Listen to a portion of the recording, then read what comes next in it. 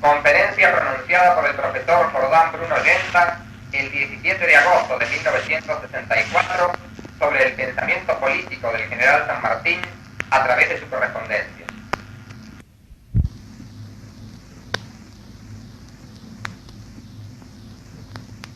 Reverenda Madre Superiora, reverendos padres, reverendas religiosas,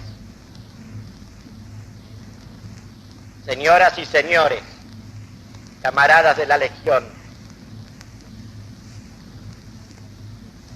sean mis primeras palabras para agradecer a la Reverenda Madre Superiora su deferencia en permitir esta asamblea en homenaje al libertador general San Martín. Y también para agradecer el testimonio generoso y excesivo de mi amigo el padre Quintás, varón de Cristo, varón fuerte y justo, por cuya boca se prodiga inagotable la abundancia de su corazón.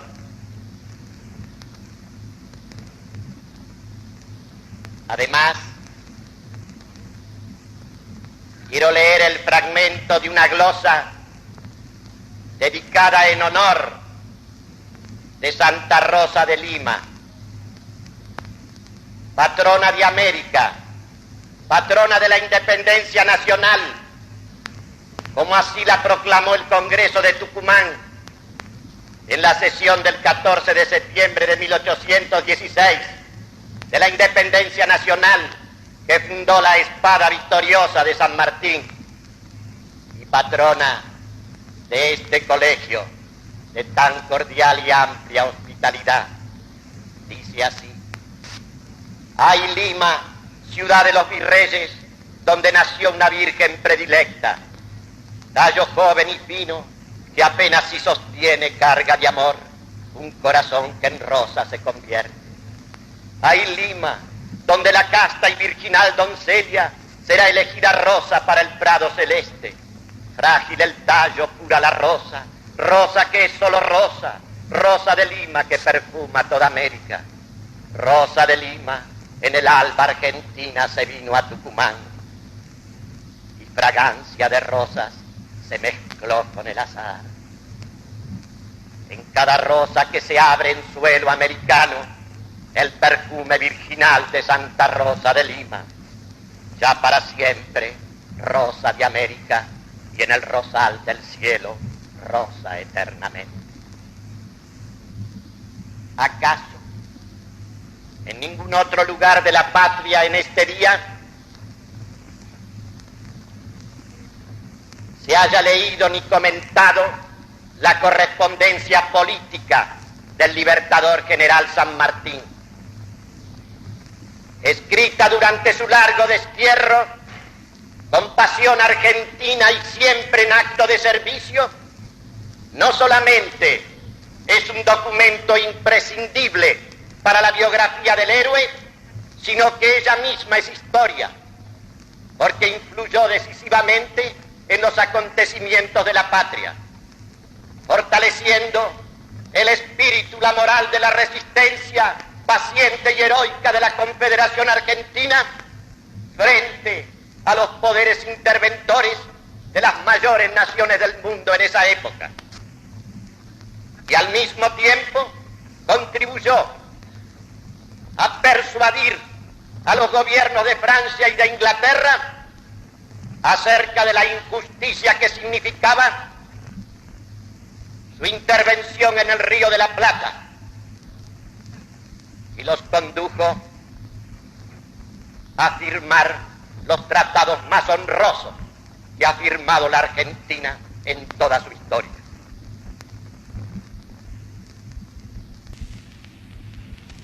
Y esa palabra, esa correspondencia, volverá a influir, volverá a gravitar con todo el peso de su gloria intacta en la hora del peligro extremo para la patria. Cuando ella sea escuchada por argentinos honestos, por varones claros, esa palabra que hace historia, esa palabra que es cátedra de la grandeza, esa palabra que es maestra de vida. Pero la verdad es que desde Caseros hasta el día de hoy se silencia, se oculta oficialmente la correspondencia política del general San Martín. No figura en los libros de lectura, ni en los textos escolares, ni en las antologías, ni en las cátedras de historia argentina, ni en los gruesos volúmenes que dicta la Academia Nacional de la Historia, ni en las publicaciones del Instituto Sanmartiniano, y ni siquiera se enseña, ni está en las lecciones, ni en las arengas de los cuarteles. Claro está que hay excepciones, algunas excepciones, pero la regla oficial es el silencio. Dos son las razones por las cuales se agravia permanentemente con esta omisión la memoria del héroe fundador de la libertad argentina. La primera razón es que esta correspondencia está referida esencialmente a una época que la Argentina oficial estima como un baldón, como una página negra, como una noche de horror y de crimen, y la nombra tiranía. Y la segunda razón es un cambio en la esperanza. Un cambio en la esperanza argentina, es decir, en el espíritu y en estilo de la vida que se inicia en Caseros y se prolonga hasta el día de hoy. Uno de los hombres más representativos de esa nueva época, Juan Bautista Alberdi, nos lo explica en las bases. A la necesidad de gloria ha sucedido la necesidad de provecho y de comodidad. Ha pasado la época de los héroes. Hoy entramos en la edad del buen sentir. Ha pasado la época de los héroes. No más héroes, sino burgueses emprendedores. No más héroes, sino masas laboriosas y creadoras. No es que el poder de la riqueza sea malo. No es que los bienes materiales y el progreso técnico sean malos. Son cosas buenas. Son cosas necesarias e imprescindibles para la vida y aún para la grandeza de una nación, pero son cosas subordinadas. Son bienes y virtudes menores que para cultivarse no hace falta una soberanía ni un señorío.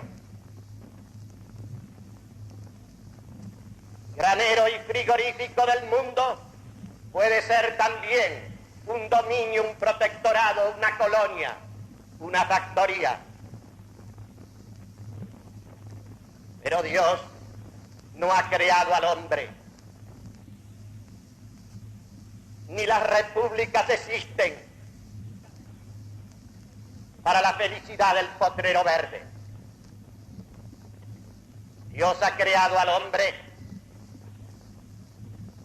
con un alma inmortal, con un alma inmaterial y espiritual que es imagen y semejanza del Creador. Y el hombre está sobre la tierra para, con la ayuda de Dios, realizar esa imagen y semejanza en la perfección de su persona y en la perfección de la ciudad. Pero lo cierto es que en 1853 el país se organizó constitucionalmente para ser granero y frigorífico del mundo.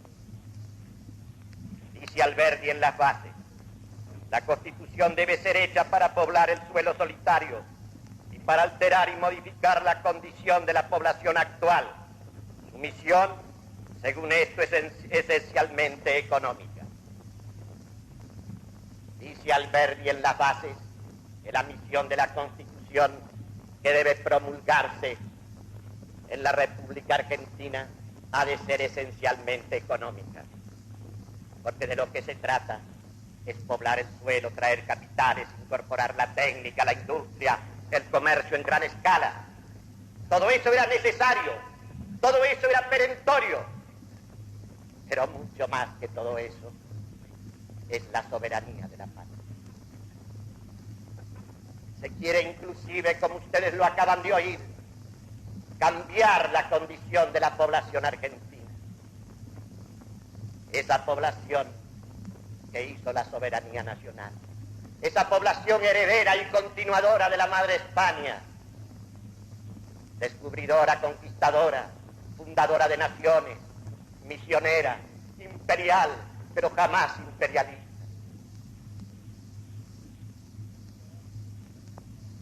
¿Qué ocurre? ¿Qué ocurrió con esa generación de la organización nacional? Por un error, por una falsa perspectiva histórica, en lugar de integrar lo que hacía falta a lo que es esencial y fundamental para el señorío y el honor sobre la tierra, promovieron, repito, un cambio en la esperanza, una sustitución de un tiempo nuevo, de un mundo nuevo, signado por lo económico y lo material, al tiempo de los héroes, al tiempo de la vida que se da en holocausto ante Dios y la patria. Por eso es que nosotros vemos cómo va creciendo la Argentina en riqueza material. Pero hay algo también que se advierte a lo largo de estos últimos 100 años, y es cómo vamos declinando moralmente, cómo vamos declinando en capacidad para la soberanía y para la resistencia, cómo va declinando el señorío entre nosotros.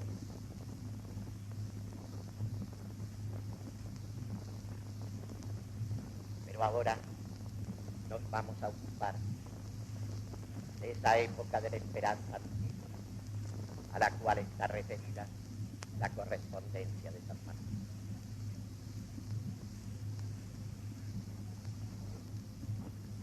San Martín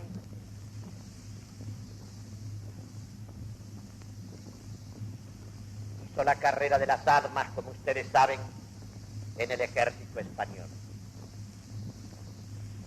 y alcanzó sus grados de jefe luchando contra el invasor francés de España. Producida la Revolución de Mayo, viene a su país.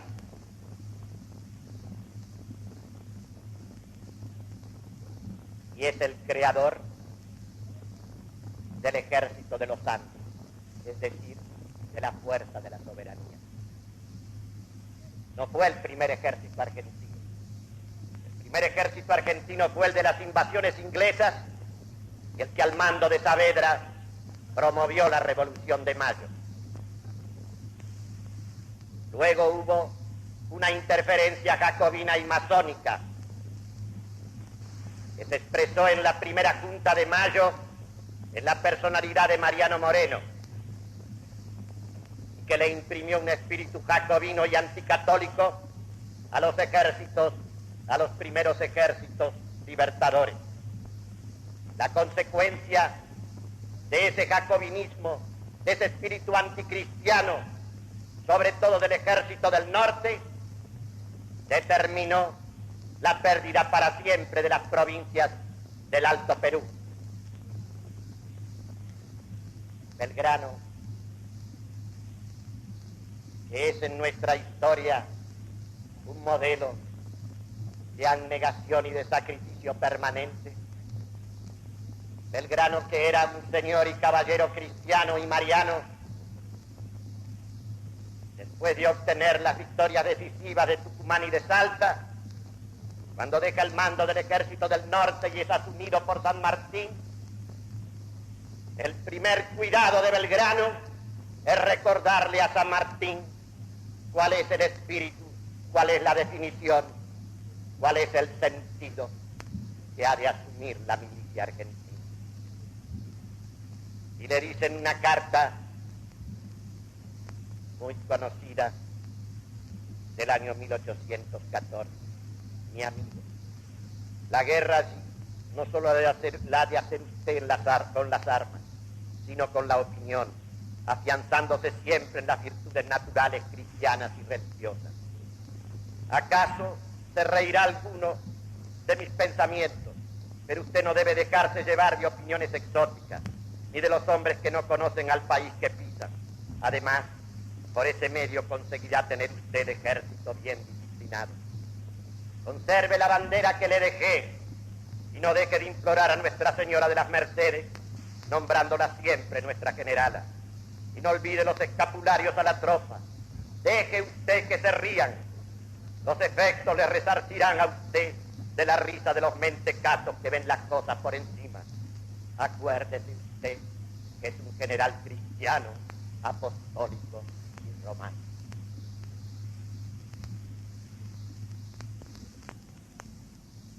Y San Martín fue fiel a este consejo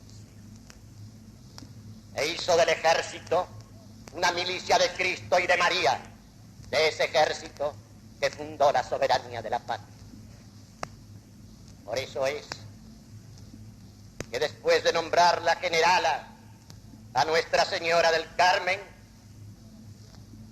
inicia su campaña de los Andes, liberta Chile, después de triunfar en Chacabuco y Maipú, y entonces, agradecido, caballero Mariano le envía al guardián del convento de San Francisco de Mendoza su bastón de general y conductor de los ejércitos de la patria.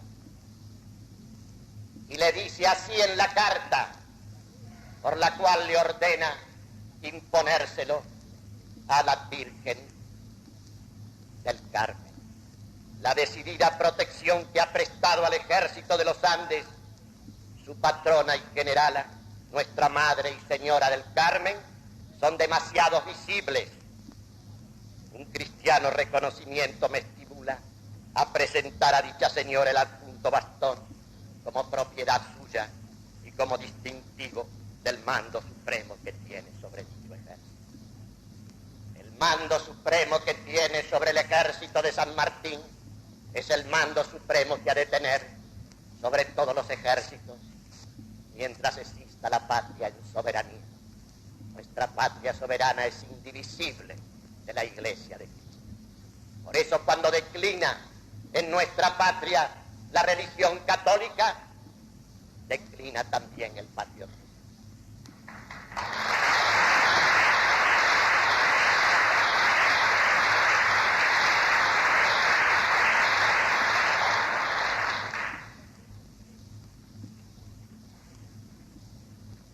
Las campañas militares de San Martín y su actividad en el Perú se extienden desde 1812 hasta 1823. Después de Guayaquil, regresa a su patria, pero Rivadavia y los que lo acompañan en el gobierno no pueden soportar la presencia del general San Martín en la tierra cuya libertad él ha fundado. No se le permite su retiro en Mendoza. Después de la muerte de su señora, se va a Europa al destierro. En el año 1828, después de la caída de Rivadavia, regresa al país, pero no desembarca, porque se ha producido la revolución de Lavalle, ha sido fusilado inicuamente Dorrego,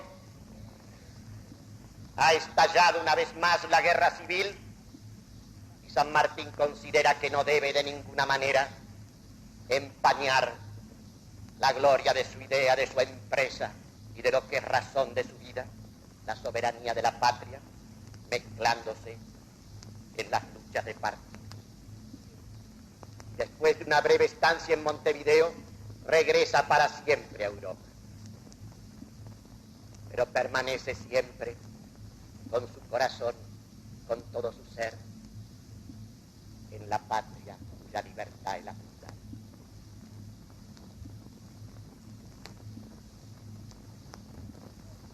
Y aquí vamos a iniciar una correspondencia trascendental para nuestra existencia nacional.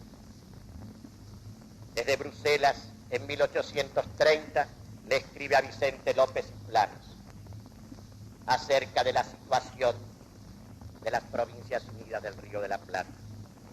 20 años de tristes y espantosas experiencias y 20 años en busca de una libertad que no ha existido deben hacer pensar a nuestros compatriotas con alguna más solidez, y lo dificulto. El mal está en las instituciones, y sí solo en las instituciones. Se refiere a las instituciones liberales. A todas esas reformas emprendidas sobre todo en la época de Rivadavia, que lo único que hicieron es ahondar la anarquía y el desorden y preparar la desintegración de la patria. Al punto que, habiendo ganado la guerra del Brasil, perdimos la paz y la banda oriental se segregó para siempre de la Confederación Argentina. No solo eso, Rivadavia, al mismo tiempo que comprometía la unidad de nuestra patria, atacaba a la religión católica. Fue lo que se llama un reformista que pretendió segregar a la Iglesia Católica Argentina de Roma y crear una iglesia nacional. Esta obra sacrílega y monstruosa la trató de realizar Rivadavia en su administración.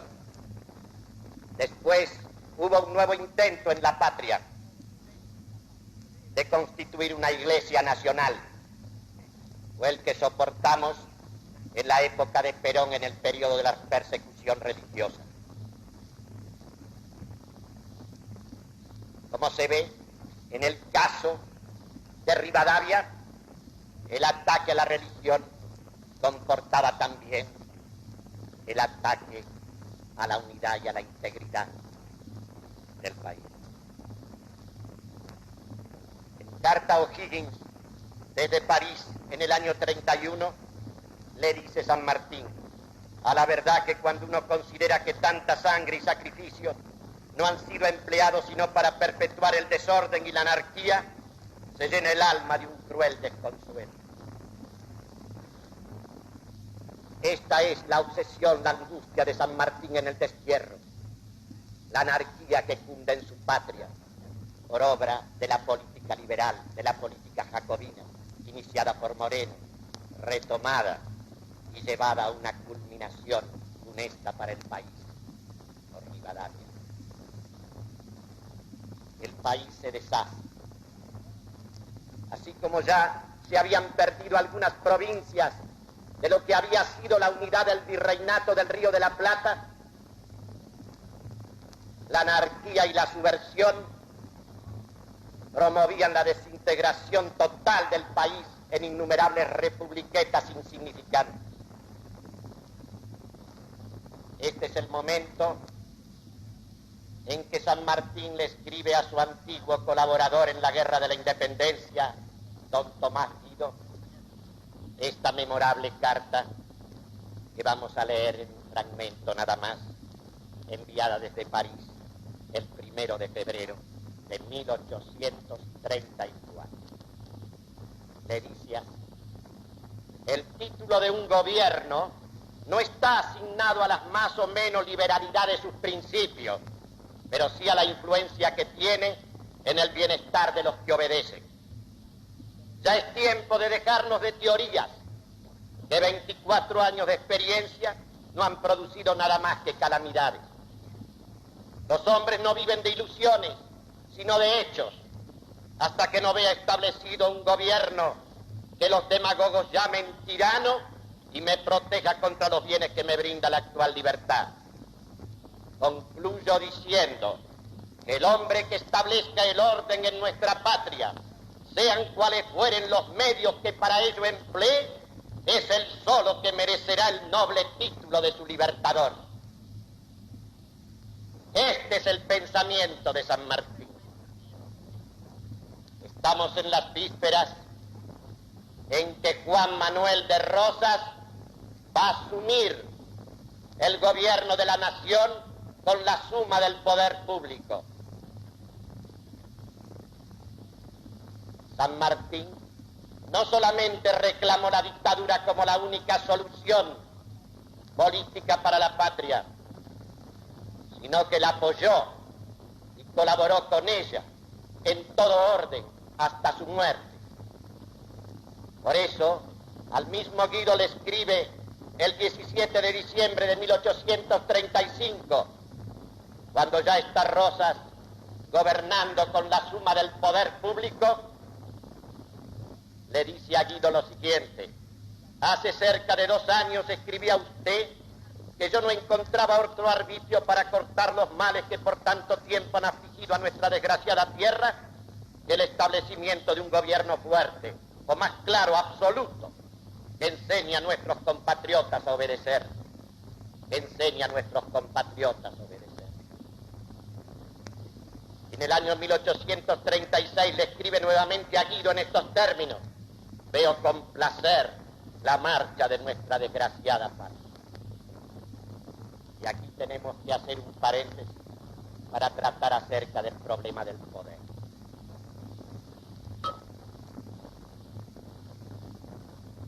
Cuando una nación se disgrega por obra de una violencia que se ejercita sobre sus costumbres e instituciones tradicionales, porque estas provincias del Río de la Plata era una cosa que tenía unidad, cohesión, consistencia y una fuerza invencible. Lo probó en las invasiones inglesas. Fue la reacción total, conducida por sus caudillos, de una comunidad que entera reaccionaba frente al invasor hereje y extranjero. Esa misma comunidad manifestó su unidad, su cohesión y su fuerza en la Revolución de Mayo. Y después volvió a manifestarla en la creación y constitución por San Martín de esa fuerza de la soberanía que fue el ejército de los Andes. Pero mientras la espada iba construyendo la soberanía de la patria, los políticos liberales la iban violentando y la iban comprometiendo en su unidad y en su existencia. Hacia fines del año 30, como dice San Martín, el país estaba quebrado, estaba partido, estaba deshecho, y la guerra civil era la constante de la vida argentina.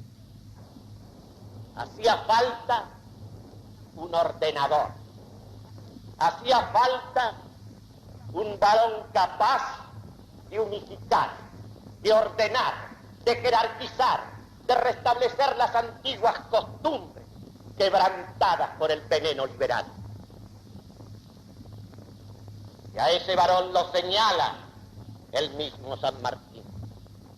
Dice que el comandante general de la campaña es el hombre que puede imponer el orden. Él, que todavía no ha iniciado ninguna relación con Rosas, que no lo conoce personalmente, que está lejos de la patria, que no espera nada ni quiere nada para sí, señala que la solución es la dictadura.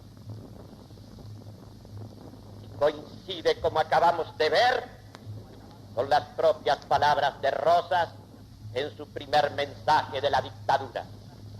Efectivamente, había llegado aquel tiempo fatal en que se hace necesario el influjo personal sobre las masas para restablecer el orden, las garantías y las mismas leyes desobedecidas. San Martín es un espíritu jerárquico, antipopulista. Él es el fundador de la soberanía nacional. La soberanía nacional la ha fundado y la sostiene la espada. La soberanía popular lo único que puede fundar es la anarquía y la subversión.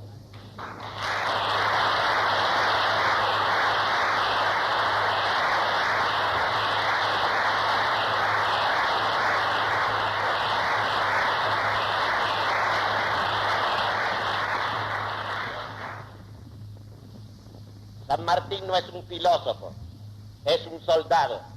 Pero no olviden ustedes que lo militar, después de lo religioso, es lo primero en la política, es lo primero en lo temporal.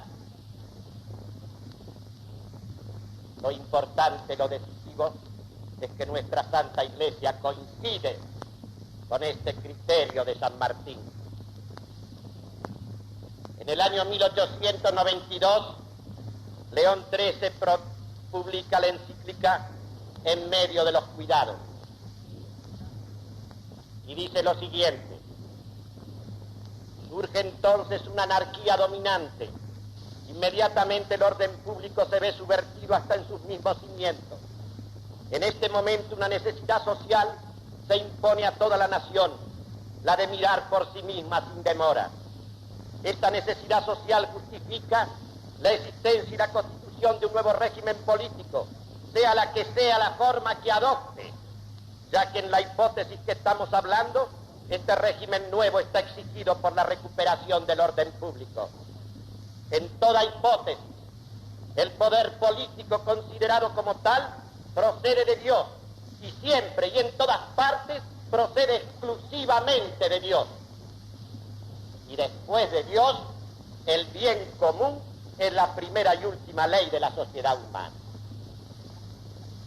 Como ustedes ven, la doctrina de la Iglesia es jerárquica. El poder viene siempre y en todas partes exclusivamente de Dios.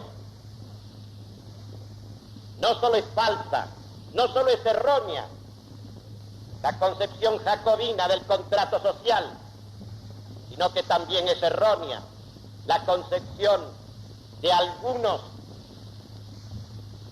católicos, de algunos padres ilustres por otros conceptos, como el padre Francisco Suárez, autor de una teoría populista del poder, que ha gravitado, a mi modo de ver, en forma negativa a lo largo de nuestra historia. Porque Suárez dice, sí, el poder viene de Dios, pero llega a quienes lo ejercen por la mediación de la comunidad, por la mediación del pueblo, por medio del consentimiento de la multitud. Y esto es una tesis grave, sumamente grave, porque si la soberanía, la potestad, reside por derecho natural y casi divino en la multitud toda, quiere decir que esto significa que la autoridad efectiva y los sujetos de esa autoridad, que son los que gobiernan, se encuentran mediatizados por una potestad que residiría en un sujeto, la multitud, que no la puede ejercer por sí mismo. Para simplificar, porque no es nuestro tema, el problema del poder, de la legitimidad del poder, no está en el origen, no está en cómo se llega al poder, sino en el fin para el cual se lo ejerce. Porque puede un gobernante ser elegido por la multitud, supuesto que esa sea norma, y puede ser un liquidador de su patria. Su gobierno, aunque tenga un origen legal, puede ser un gobierno que destruya su país, y por lo tanto ilegítimo, porque la legitimidad está en el fin, en la razón del fin, que es la íntegra razón. Lo importante, como dice León XIII, es que después de Dios el bien común es el supremo criterio para establecer la legitimidad de un gobierno. Y cuando un gobernante que nunca quiso ser popular, pero fue popular, que nunca necesitó de la adulación para llegar al poder, pero que lo supo ejercer para el bien de su pueblo, la legitimidad de esa dictadura está en todo el bien que realizó para la patria.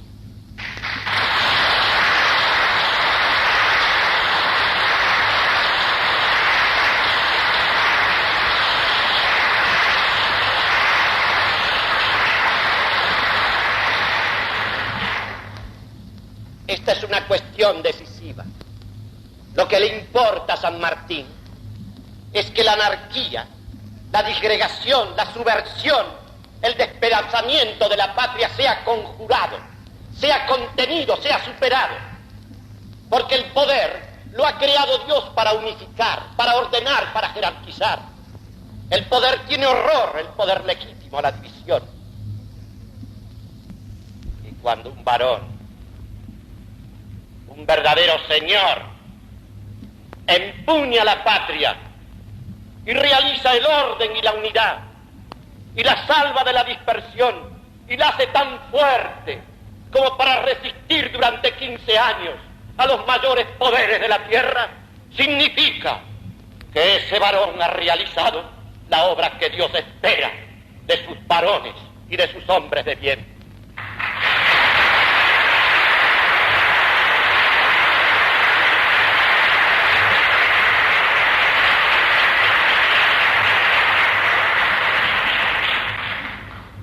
Un tirano destruye a su pueblo. Un tirano desmoraliza a su pueblo. Un tirano lo ablanda, lo hace incapaz, lo hace impotente. Nosotros hemos soportado hace poco lo que significa un tirano, un demagogo en el poder. Tan verdad es esto que vamos a confrontar después. Aquella grandeza del tiempo argentino de los héroes, con esta debilidad y con esta impotencia nuestra. Pero sigamos con San Martín. Ya está Rosas en la dictadura. Ya está Rosa empuñando el país para la unidad, para la cohesión, para la fuerza. Ya está en el poder el restaurador de las antiguas leyes. Lo que hace fuerte a la patria es la patria en Cristo, en las almas, en la familia, en la escuela, en la universidad, en las empresas, en los cuarteles, en todas partes. Esa es la patria una, esa es la patria fuerte. No puede haber otra, y esa es también la patria libre.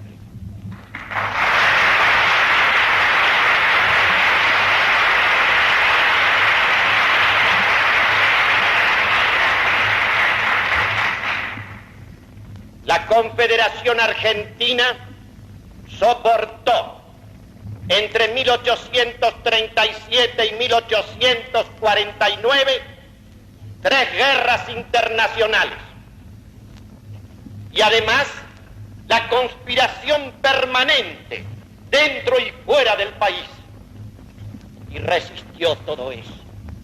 ¿Ustedes creen que un pueblo tiranizado, aplastado, abrumado, envilecido, encanallado puede realizar ese prodigio de resistencia y de fuerza? En 1837, el mariscal Santa Cruz, jefe de la Confederación Peruano-Boliviana, declara la guerra a Rosas e invade por el norte nuestra patria. Se alía Rivera, que estaba a su vez aliado al francés, a Francia. En el año 1838, la Argentina soporta una guerra en 2 frentes. Una guerra en 2 frentes. San Martín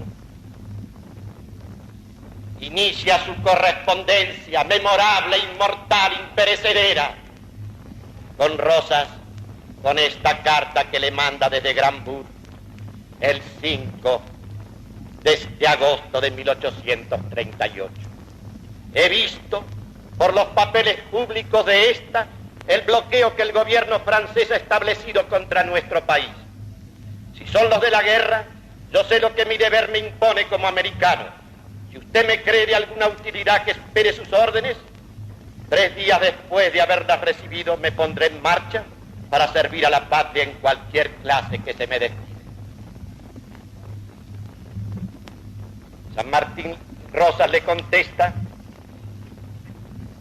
que no es necesario que emprenda el viaje porque no cree que la guerra se declare formalmente, pero le dice que puede servir con suma eficacia a su patria en Europa.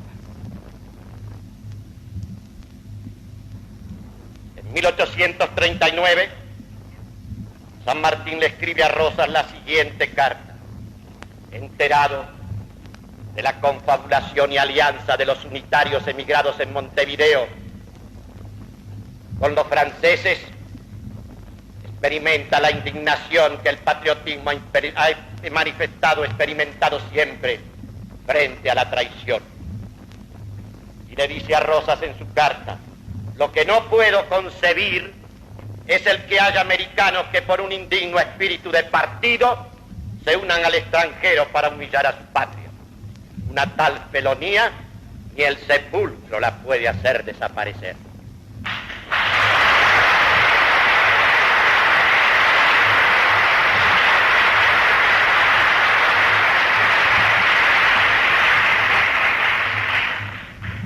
Y ha llegado el momento de confrontar dos actitudes. San Martín escribía estas palabras lapidarias. Veamos ahora lo que escribe Sarmiento en Facundo sobre el mismo hecho. En la parte 3, capítulo 2, dice lo siguiente: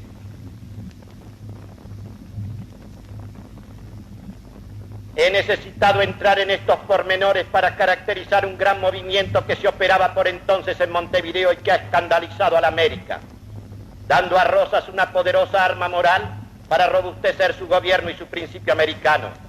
Hablo de la alianza de los enemigos de Rosas con los franceses que bloqueaban a Buenos Aires, que Rosas ha echado en cara eternamente como un baldón a los unitarios. Pero en honor de la verdad histórica y de la justicia, debo declarar, ya que la ocasión se presenta, que los verdaderos unitarios, los hombres que figuraron hasta 1829, no son responsables de aquella alianza. Escuchen bien esto: los que cometieron aquel delito de leso americanismo, los que se echaron en brazos de la Francia para salvar la civilización europea, sus instituciones, hábitos e ideas en las orillas del Plata, fueron los jóvenes. En una palabra, fuimos nosotros. Fuimos nosotros. Es menester que cada uno de ustedes confronte estos dos lenguajes. Es menester que cada uno de ustedes se diga en su conciencia quién está en la verdad y en la fidelidad, y quién está en lo falso y en la traición. Y ahora podrán comprender por qué razón la correspondencia de San Martín se silencia y se oculta, y en cambio Facundo de Sarmiento, donde se estampan estas palabras, es lectura obligatoria en los colegios de la patria.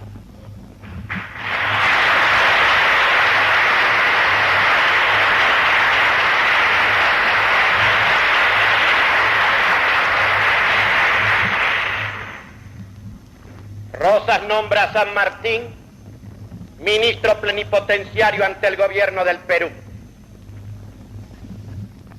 Declina el ofrecimiento por una razón de delicadeza perfectamente comprensible, porque él está demasiado vinculado al Perú, que ha libertado también con su espada. Llega el año 1844. Rosas ha superado el primer conflicto, es decir, los dos primeros conflictos internacionales. En 1844, en plena lucidez, redacta San Martín su testamento. Mediten ustedes de qué manera estaba él convencido de que Rosas era el continuador de su obra, era el que consolidaba la soberanía que él había fundado, en una de las cláusulas establece lo siguiente: el sable que me ha acompañado en la independencia de América del Sur le será entregado al general de la República Argentina, don Juan Manuel de Rosas, como prueba de la satisfacción que como argentino he tenido al ver la firmeza con que ha sostenido el honor de la República contra los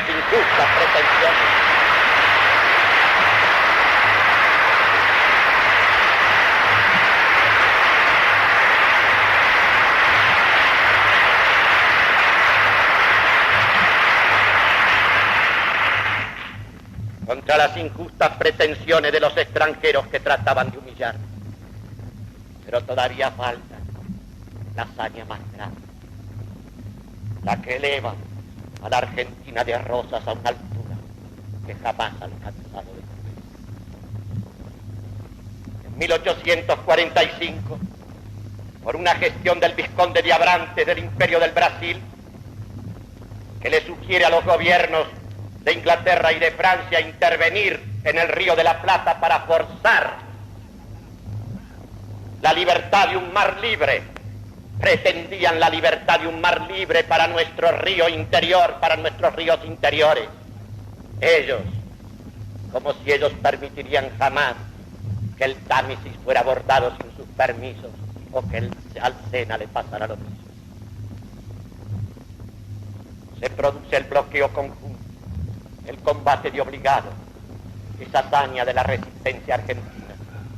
Y entonces San Martín, que está enfermo, que tiene su salud deshecha, que está yendo hacia la ceguera irremediable, le escribe a Rosas esta carta.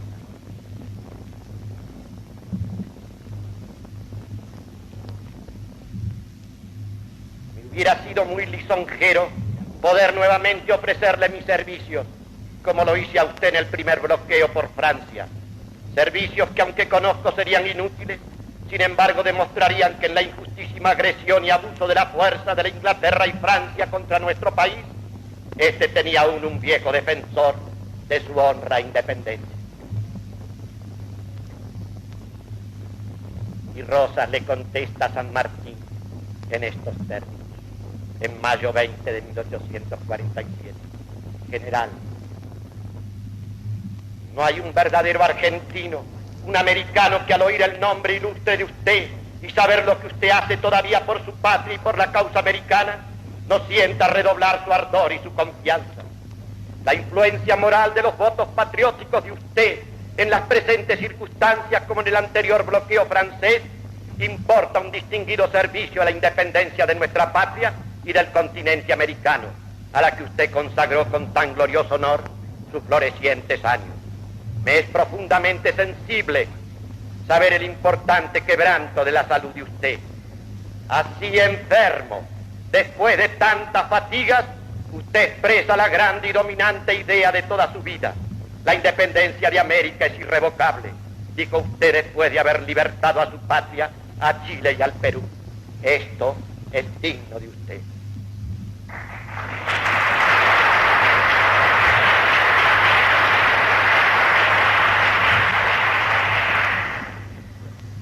¿Qué pasa con esa guerra conjunta de Francia e Inglaterra a nuestra patria? Que todo el poder de las dos más grandes potencias del mundo en ese momento se estrella contra la resistencia heroica de Rosas. Y aquí vamos a hacer también un paréntesis.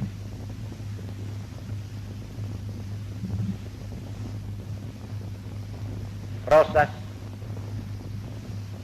realizó, como dice Estanislao Ceballos, a quien nos vamos a referir enseguida, esa política de la resistencia diestra, grande y viril. Ingleses y franceses enviaron 6 misiones diplomáticas y las 5 primeras misiones diplomáticas fueron derrotadas por Rosas. Rosas no se dio en nada. Hay gentes que en el día de hoy, en el mismo espíritu de este Sarmiento de Facundo, Dicen que Rosas llegó a cerrar las universidades. Sí, llegó a cerrar las universidades. Tuvo que limitar las condiciones de vida al extremo, porque tenía que afrontar, porque tuvo que afrontar durante 3 años el bloqueo confuso de Francia y Inglaterra. Esas potencias imponían su voluntad en cualquier otro puerto del mundo. Solamente ante el carácter de Rosas y de esta Confederación Argentina no pudieron lograr absolutamente nada. Es como si en el día de hoy surgiera un varón fuerte en esta patria. Lo primero que tendría que hacer en primer término es cerrar las universidades argentinas, que son el vivero.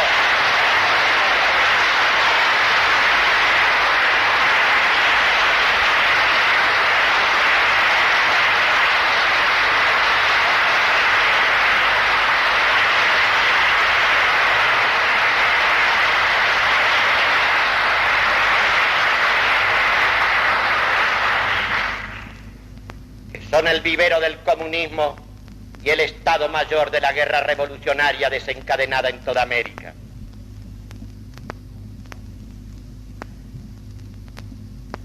Rosas impuso finalmente la paz y se firmó en 1849 el convenio Arana-Sutter con Inglaterra y en el año 50 el convenio Arana-Lepredur,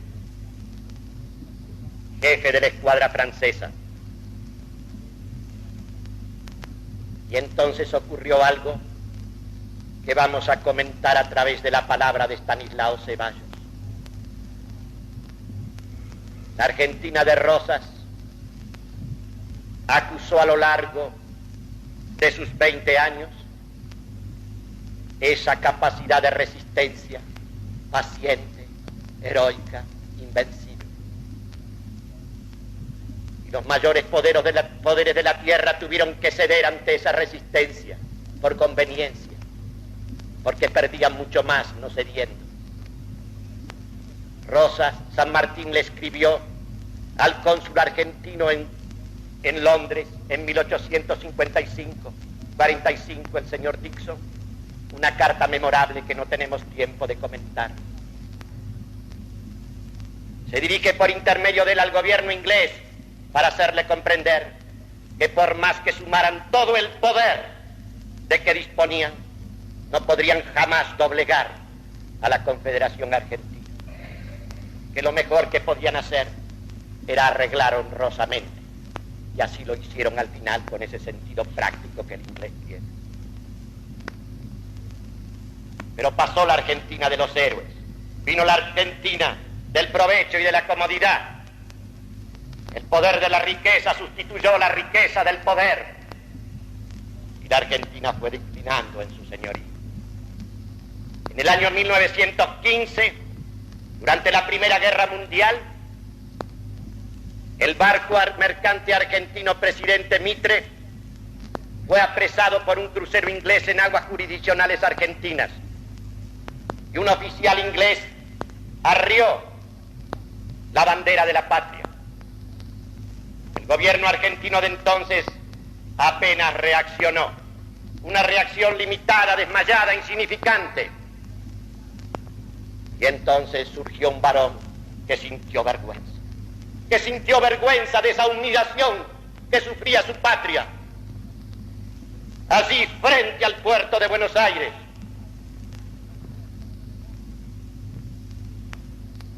Fue el diputado nacional Estanislao Zeballos, y a pesar de ser liberal, sintió vergüenza. Pronunció un discurso que todos ustedes deben leer, los que no lo conocen.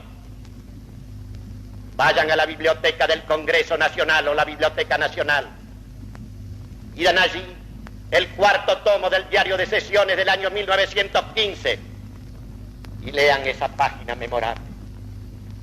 Me voy a limitar al final de su discurso.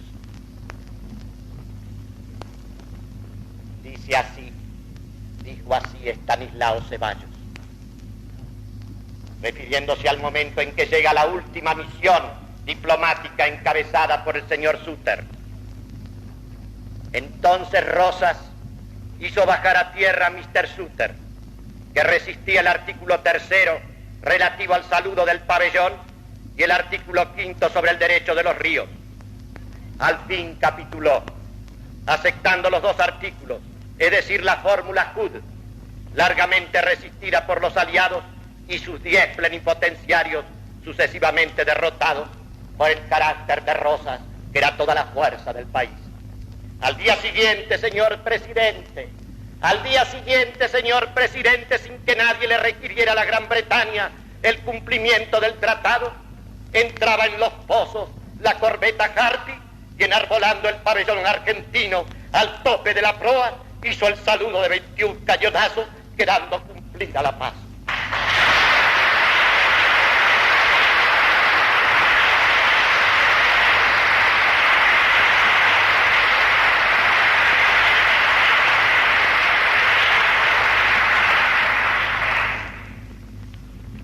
Después de esto, ustedes comprenderán por qué San Martín, 3 meses antes de morir, el 6 de mayo de 1850, le escribe esta última, o mejor dicho, dicta esta última carta para Rosas.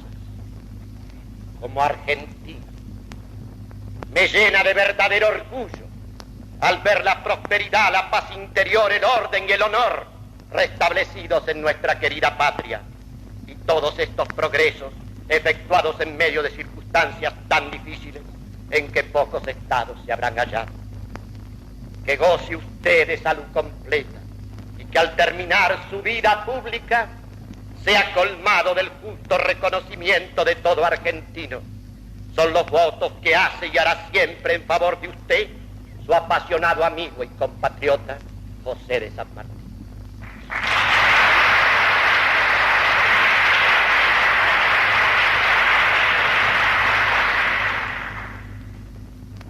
En 1915, la Argentina es un país próspero. Es un país que llegó a ser frigorífico y llegó a ser granero más que del mundo de la Gran Bretaña. Toda la riqueza material estaba aquí. Un país providencial que lo tiene todo. Teníamos toda la riqueza material y una inmensa miseria. Esto ocurrió en 1915. El país no reaccionó. ¿Y qué pasó en 1945? En 1945,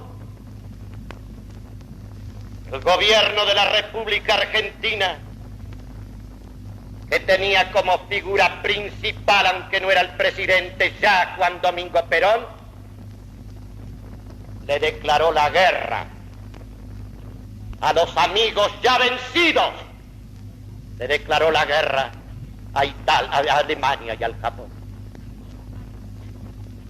para poder uncir a la Argentina como furgón de cola en el carro de los vencedores de la tierra. Este es el acto más ignominioso de nuestra historia. Esta es una vergüenza para todos nosotros. Y esto es bueno tenerlo presente, porque desgraciadamente, a partir de entonces, ya no se ha hablado más de soberanía nacional y no se habla de otra cosa nada más que de soberanía popular.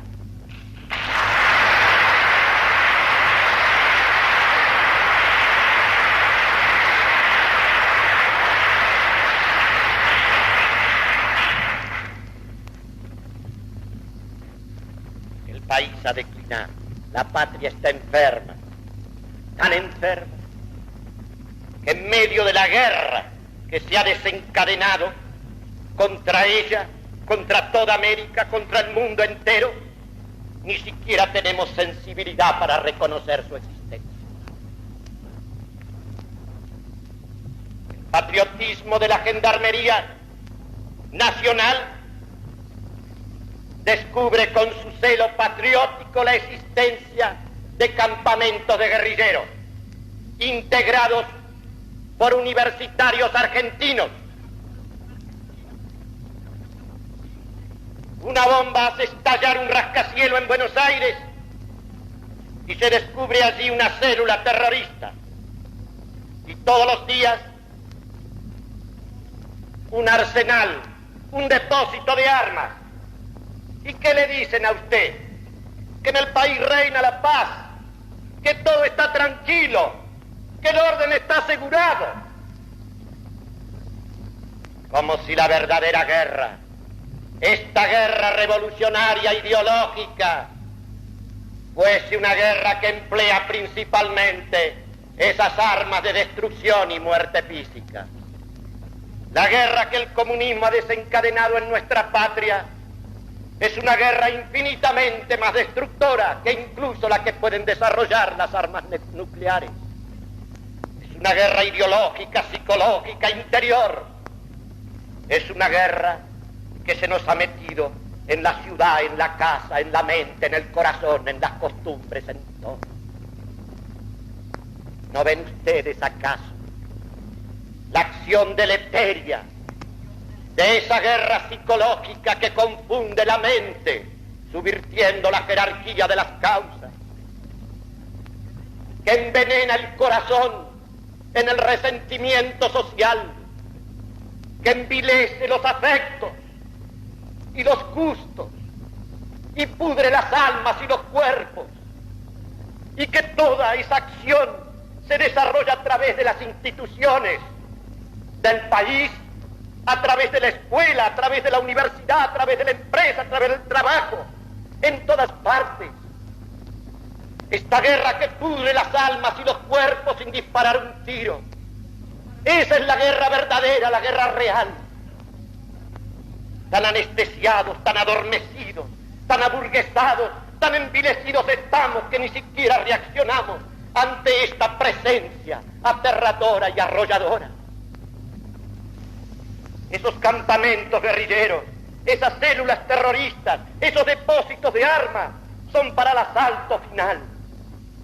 Pero la preparación de ese asalto final, de ese puñetazo al paralítico, se está realizando día tras día, en todos los rincones de la patria, en la ciudad y en el campo, desde todos los ámbitos.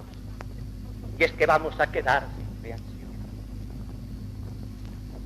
Y es que esa correspondencia de San Martín seguirá en silencio y silenciada por nosotros.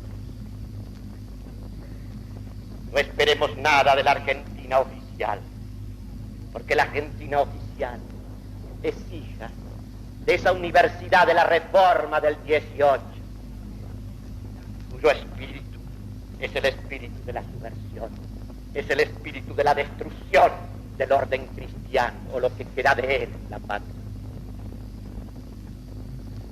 Por esto es que un puñado de argentinos hemos constituido, hemos organizado la Legión Nacionalista Contrarrevolucionaria.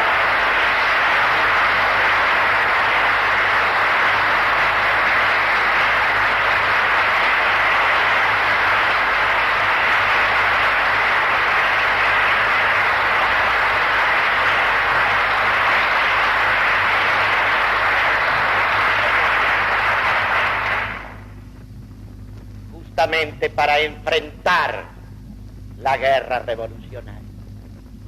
Y por eso, porque es una milicia en el espíritu sanmartiniano, en el espíritu de esta palabra que acabamos de comentar, de este diálogo de la altivez y del señorío, del servicio, del honor, de la grandeza. Por esto es que lo que queremos es restablecer la patria en Cristo, primero en nuestra alma, en nuestra actitud y en nuestra conducta entera. Y por eso el jefe de esta milicia es un soldado en quien se conjuga la madurez y la juventud, la lucidez serena y el ímpetu juvenil, el Comodoro de la Vega.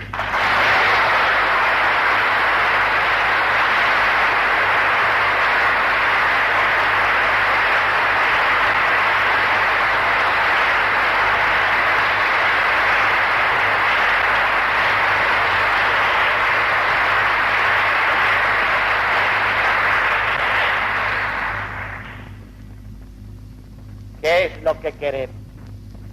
Restablecer la patria en Cristo. Nosotros tenemos una visión, una doctrina. Queremos cambiar la esperanza, volver a la antigua esperanza, esa esperanza que se proyecta en la eternidad por la virtud sobrenatural de la esperanza y en la cual queremos integrar todos los deseos y anhelos humanos. Nosotros queremos volver a esa esperanza de la gran Argentina. La Legión los invita a integrar sus cuadros para reanudar ese camino de la grandeza de la época de San Martín de Rosas.